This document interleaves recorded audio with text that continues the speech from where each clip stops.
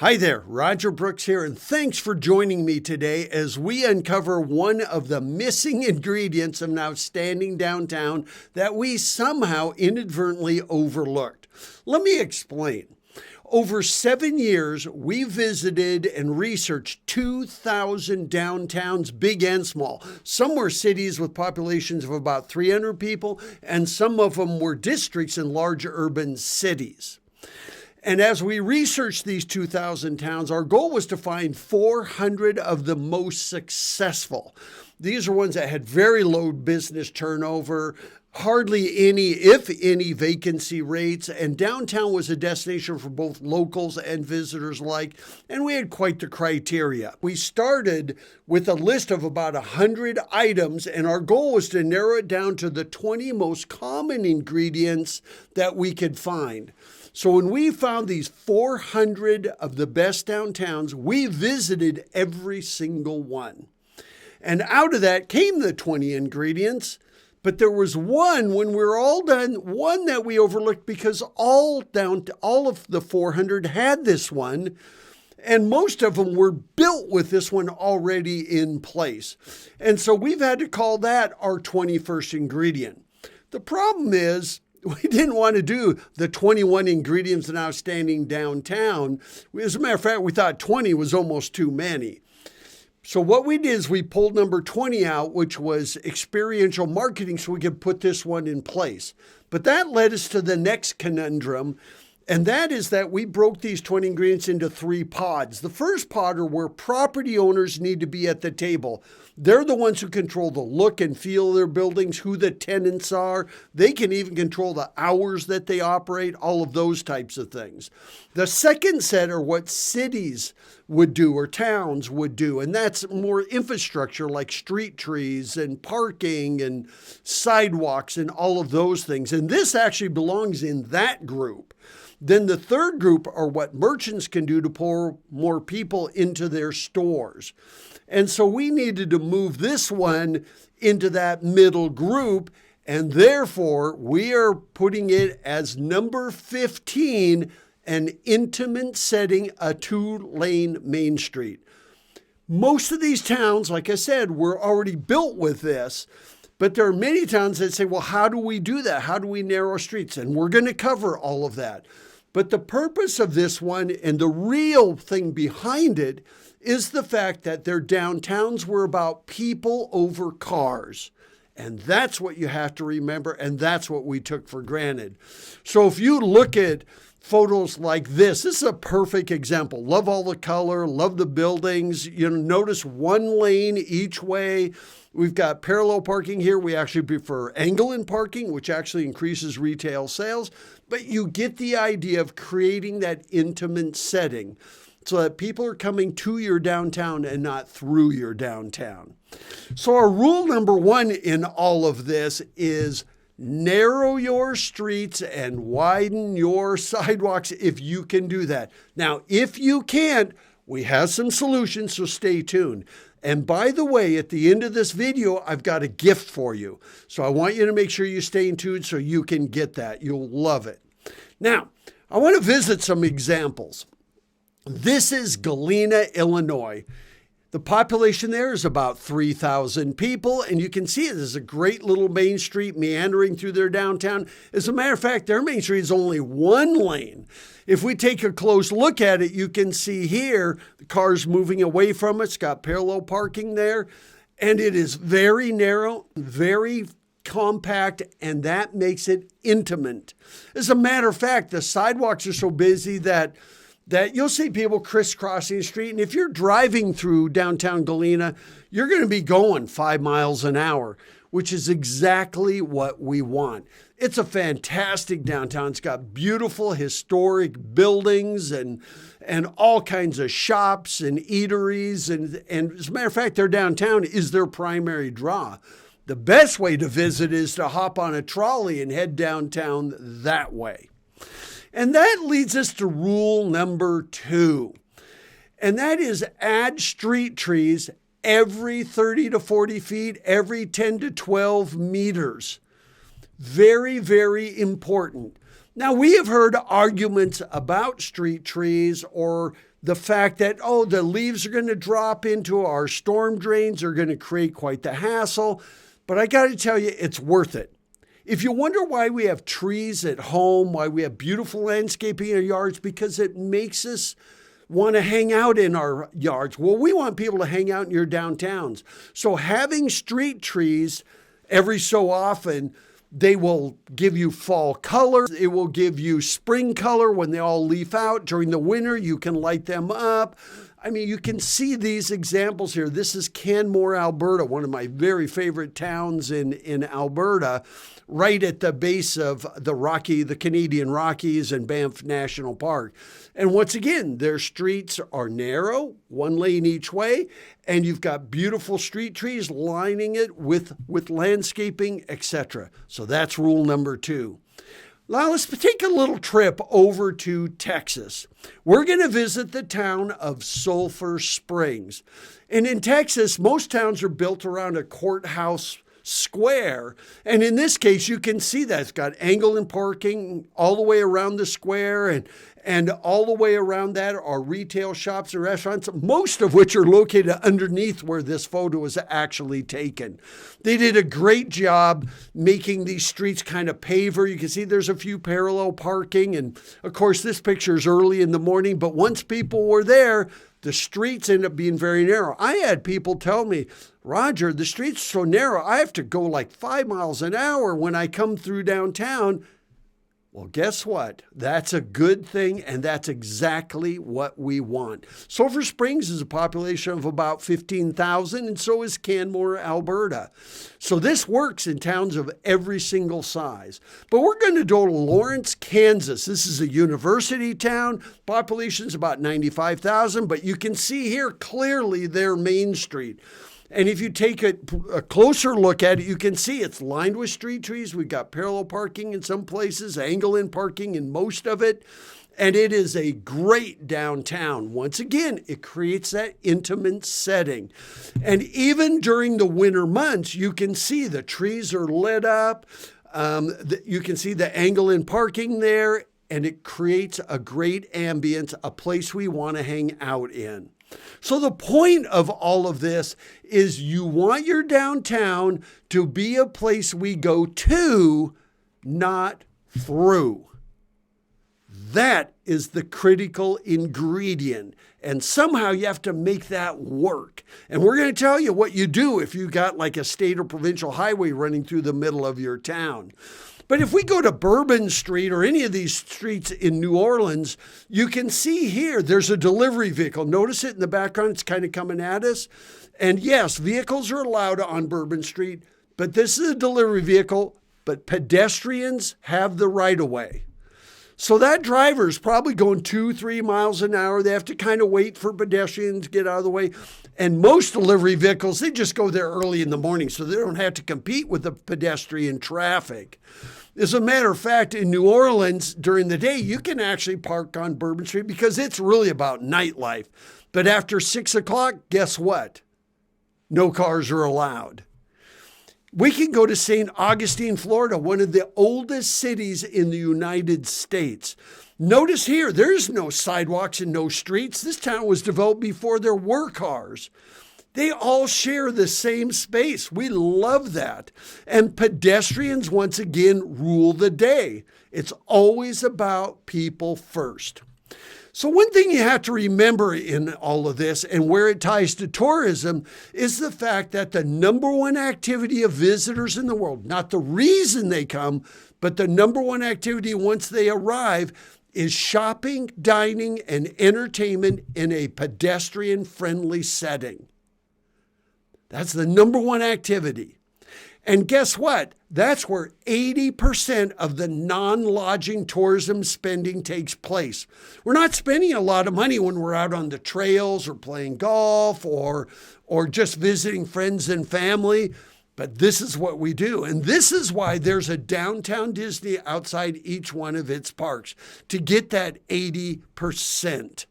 And if you notice, if you've ever been to a downtown Disney, there's no cars in there, and it's beautifully landscaped with street trees and raised planter beds. It is a great place to spend time.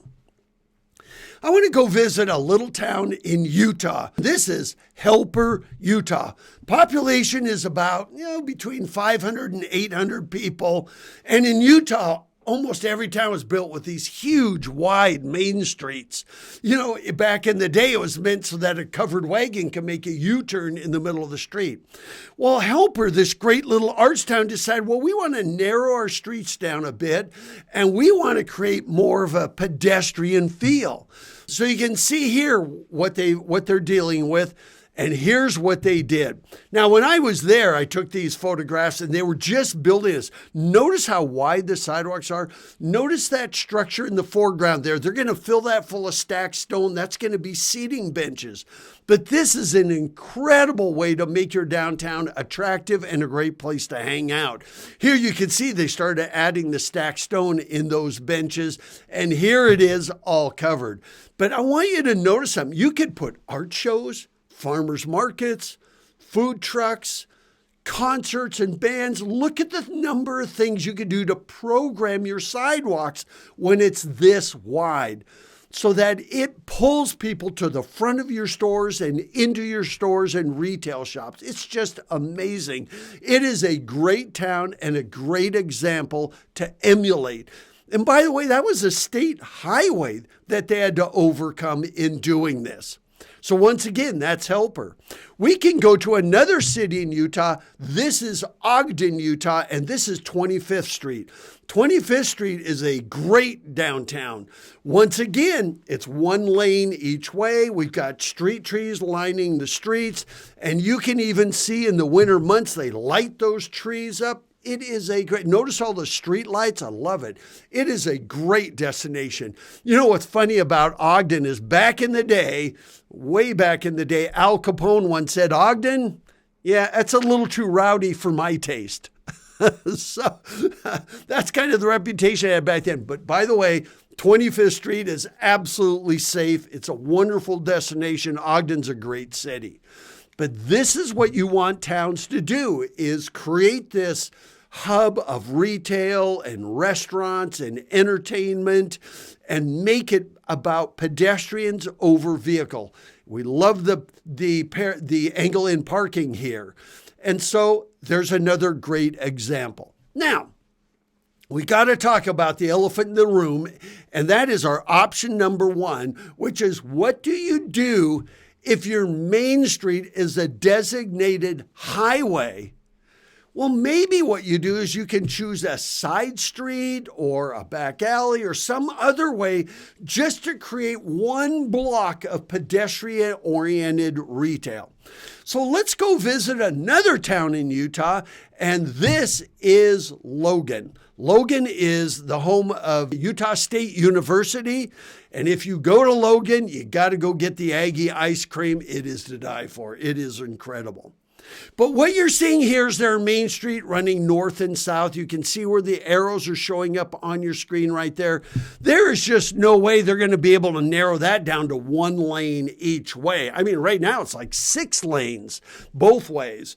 And that creates a real challenge. So how do you do that? How do you get people to do sidewalk cafe dining when you have semi-trucks and all kinds of traffic right next to you? Well, notice there's a little side street there. That is Center Street. And Center Street is one lane each way. And we thought, well, what if you could just take that street, that 1 or 2 blocks, and you can see the gateway for Center Street is halfway down the block in that circle is their gateway sign. I'll show you that in a second. But this way we can get people out of their cars and on foot. And we're not trying to write off the businesses on Main Street, but if we can get them to go there, park in that area, then walk Center Street, and then walk up and down Main Street, at least we're getting people on foot to where then it's easier to explore versus going up and down a highway and looking for parking and worrying about traffic and other lanes and all of those other issues. So if we take a look going down there, you can see off in the distance, there's the gateway to Center Street. If we pull up closer, you can see it right here. It's amazing amazing. Notice how wide the sidewalks are. Those are bulb outs on both sides. There's enough room there that they could put 20 or 30 tables and chairs out there with Catalina shade umbrellas. They could put food trucks there. They can put all kinds of farmers markets, arts markets, and all kinds of things there. It creates that sense of arrival, that one central location where you get out, and then we can explore all of downtown on foot once you're there. Center Street is fantastic. It is a great little place to hang out, and it's a great way for Logan to help solve the issue without making a major change. And it works for them. And by the way, they were lucky that their side street did have retail commerce on it. Some towns don't. And that brings me to the next one, also in Utah, Heber City. Heber City is near Park City, Utah, which of course is famous for its skiing and all of those things. Heber City is a great city. They came to me and they said, Roger, we have a challenge. We want a downtown, but our downtown is on US Highway 40.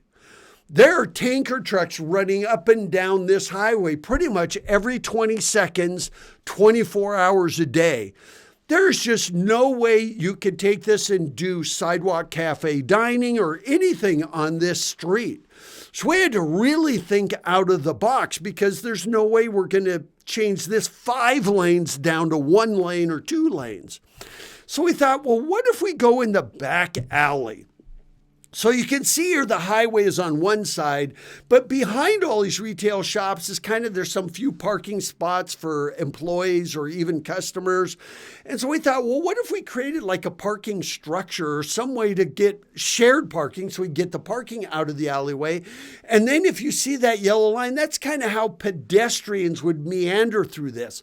So what would happen is the shops would have visibility along Main Street, but then they would have the pedestrian experience by opening up the back side of their shops too. Not so easy to do, but it could be great. As a matter of fact, when they're all done, it might look something like this. Wouldn't that be awesome? So they still have the visibility from the highway, and then they have the pedestrian experience on the other side, where you can put food trucks and farmers markets and have lights crossing the alleyway and create this intimate setting. So there's a couple of options if you don't have a side street. And in the case of Heber City, by the way, their side street half a block later is residential. So that's why they had to kind of look this way, going in that back alley. So there's another option here, and this one I want to dig into a little bit, and that's removing all vehicles from your downtown core shopping district. And that can be something you can do, but here's a word of caution. I have seen cities actually close off their main street to all vehicles and they die. Because you don't close off Main Street until it's so busy, you really have no choice. And that's what you have to remember. But let me give you a couple examples of where it's worked and how they made it happen. First of all, we're going to go visit Boulder, Colorado's Pearl Street Mall. Isn't this stunning? Now, you can imagine this back in the day was a major boulevard. You can imagine how many lanes of traffic were down there. Boulder was way ahead of the game. They did this in the 1970s when they decided to do kind of a European-style pedestrian-only village. This photo was taken at dawn, so that's why you don't see people there. It was very, very early in the morning. But I'll tell you, when those shops open, it is fantastic. Welcome to Pearl Street Mall. It is incredible how they plant tens of thousands of flowers every spring. People just come there and they hang out, they shop, they eat.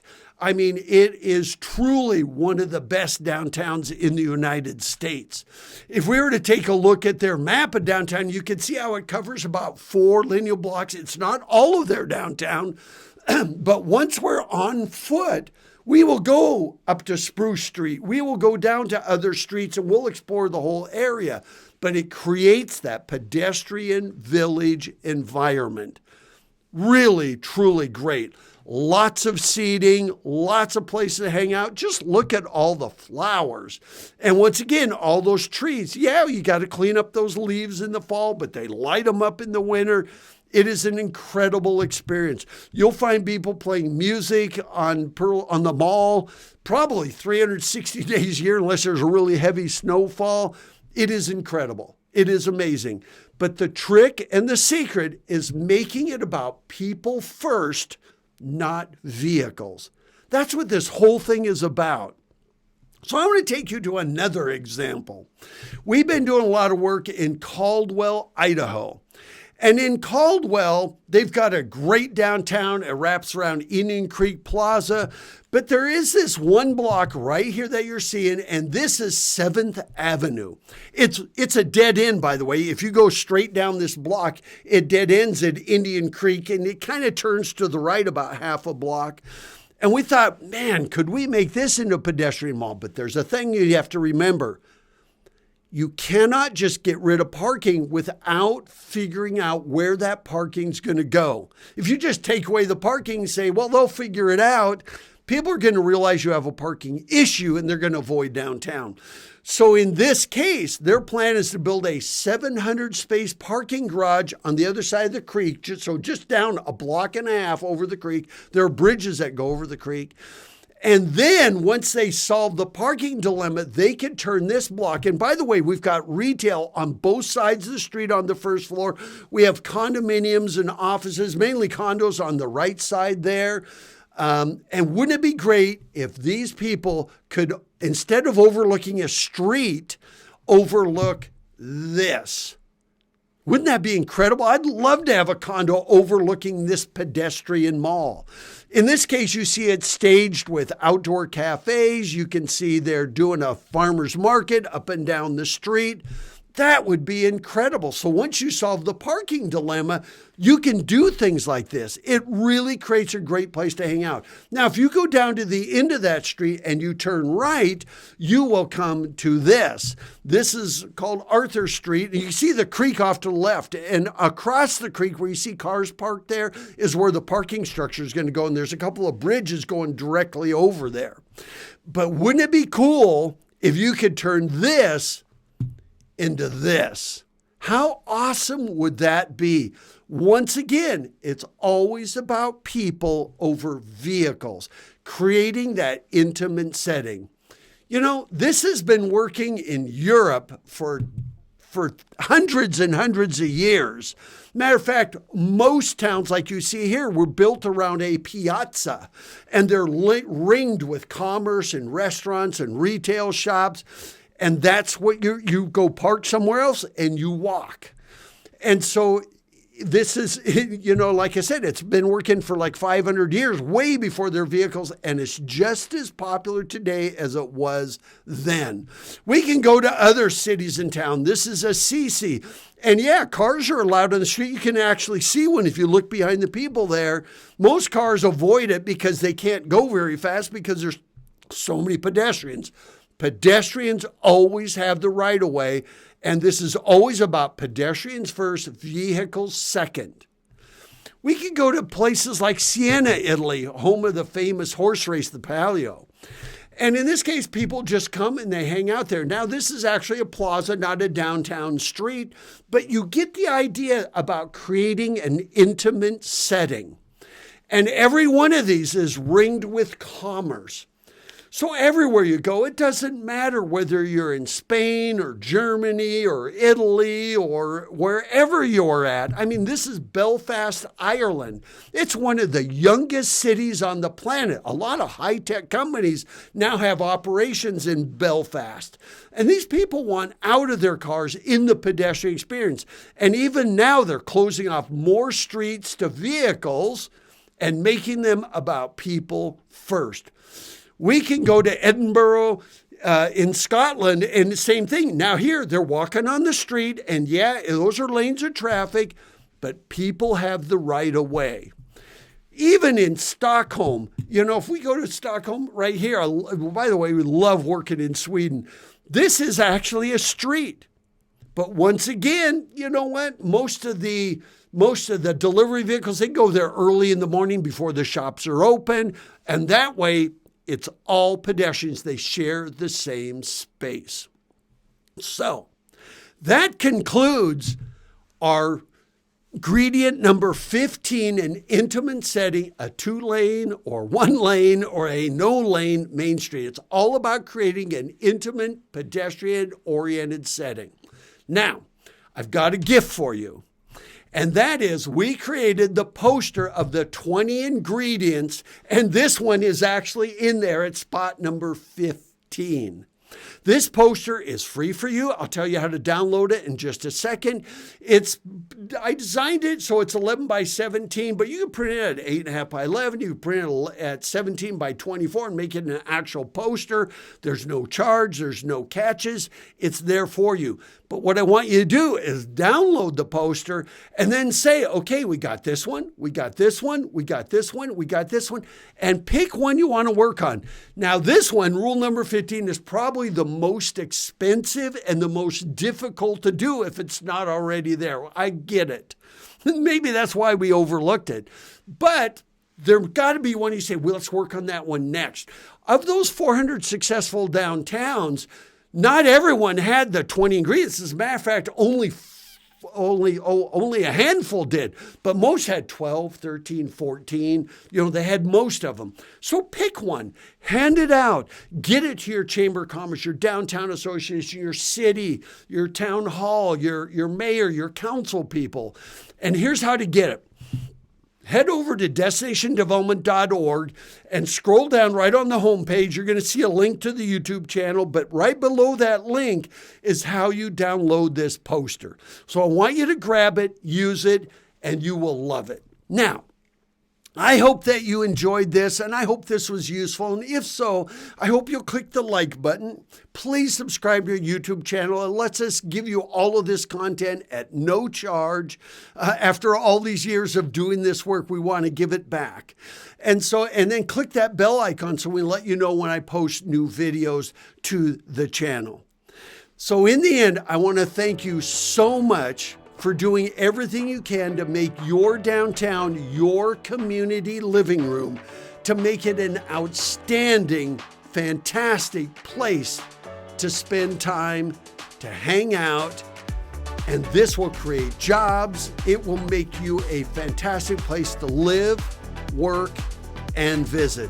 So thank you so much for joining me today. I can't wait to see you in the next video.